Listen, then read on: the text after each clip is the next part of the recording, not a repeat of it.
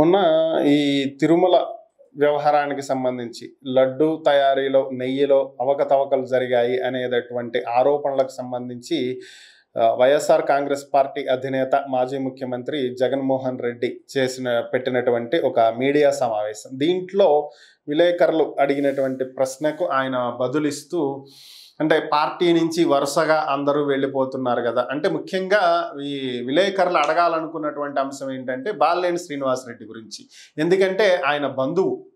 So అలాంటి వ్యక్తే బయటకు వెళ్ళిపోవటాన్ని వీళ్ళు ఎలా చూడాలి ఏంటి అనేది. సో దీంతో ఆయన ప్రశ్నించటం, ఆయన కూడా దానికి సమాధానం కడప యాసలో కాస్త ఎటకారంగానే పోయేవాళ్ళు పోయినివ్వండి, అంటే నేను నార్మల్గా చెప్తున్నాను, ఆయన కడప యాసలో చెప్పాడు. సో వెళ్ళిపోయేవాళ్ళు వెళ్ళిపోతారు, అయితే ఏంటి పోనివ్వండి అనే విధంగా ఆయన మాట్లాడటం జరిగింది. అంటే జగన్ వైఖరి ఈరోజు ఇదేం కొత్త ఏం కాదు, మొదటి నుంచి కూడా అదే. వెళ్ళేవాళ్ళు వెళ్తారు, ఉండేవాళ్ళు ఉంటారు. సో ఎవరు వెళ్ళిపోయినా ఐ డోంట్ కేర్. సో ఇది ఆయన వ్యవహార శైలి, ఐ డోంట్ కేర్ అనేది. సో అదే విధంగా ఆయన మాట్లాడటం కూడా జరిగింది. కాకపోతే ఇక్కడ ఒక విషయం జగన్ ఎందుకు అర్థం చేసుకోవట్లేదు అనేది నాకు అర్థం కావట్లా. ఇదేంటంటే వెళ్ళిపోయే వాళ్ళందరూ చెడ్డవాళ్ళు, ఉండే వాళ్ళంతా మంచివాళ్ళు అనుకుంటాం కరెక్ట్ కాదు. ఫస్ట్ ఇది జగన్ తెలుసుకోవాలి. వెళ్ళిపోయేటువంటి వాళ్ళల్లో మన మంచి కోరుకునే వాళ్ళు కూడా ఉండి ఉండొచ్చు. పార్టీ బలపడాలి, మరలా అధికారంలోకి రావాలి, జగన్ని మరలా సీఎం స్థానంలో చూడాలి అని అనుకునే వాళ్ళు కూడా ఉండి ఉండొచ్చు. పార్టీలో జరుగుతున్నటువంటి కొన్నింటిని భరించలేక, ఇది తప్పు అని తెలిసి వాటిని ఖండించలేక వెళ్ళిపోయే వాళ్ళు కూడా ఉండి ఉండొచ్చు. సో ఇలాంటి వాళ్ళని వదులుకోవటం జగన్కే నష్టం.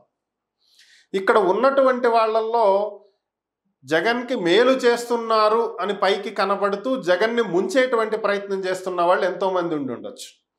ముఖ్యంగా ఎన్నికల తర్వాత, ఓటమి తర్వాత ఎంతోమంది వైఎస్ఆర్ కాంగ్రెస్ పార్టీ నేతలు, ఎమ్మెల్యేలు, ఎంపీలు, మంత్రులు ఇలా చాలామంది చెప్పినటువంటి అంశం, జగన్ చుట్టూ ఒక కోటరీ ఉంటుంది, ఆ కోటరీ దాటి మేము కూడా లోపలికి వెళ్ళలేము, మమ్మల్ని కూడా వెళ్ళనివ్వరు, మేమేదన్నా చెప్పాలని ప్రయత్నం చేసినా అది కూడా ఆ కోటరీ వరకే వెళ్తుంది తప్ప అక్కడి నుంచి ముందుకు పోదు అని చెప్తూ వచ్చారు. అంటే ప్రజలకు జగన్కు మధ్యలో కనిపించని ఒక బ్యారియర్ ఉంది, ఒక అడ్డుగోడ ఉంది, ట్రాన్స్పరెంట్ వాల్, ఒక కనిపించని ఒక అడ్డుగోడ ఉంది. అది జగన్ కూడా గుర్తించలేకపోతున్నాడు. దానివల్లే ఓటమికి గురవటానికి కారణం జనంతో జగన్కి ఉన్నటువంటి సంబంధాన్ని తెంచేశారు ఈ కోటరీ వాళ్ళు.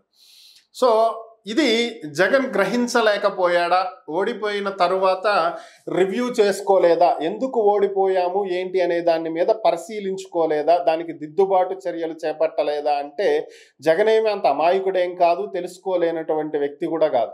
మరి తెలుసుకుని కూడా ఇంకా వాళ్ళని ఎందుకు అట్టి పెట్టుకున్నాడు? నిజంగా నీకు నష్టం చేకూరుస్తున్నటువంటి వాళ్ళని నువ్వు ఎంత తొందరగా దూరం పెట్టుకుంటే అంత మంచిది.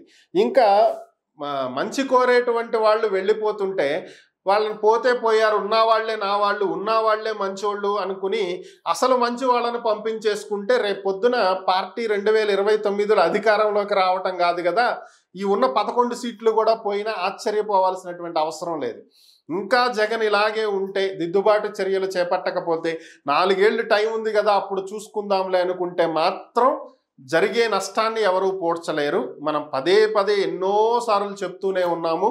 బట్ ఇది ఆయన వరకు వెళ్తుందా అని అంటే నేను చెప్పలేను, కానీ బట్ నా ఒపీనియన్ ఇది, ఇప్పటికైనా మారితే పార్టీ బాగుపడిద్ది.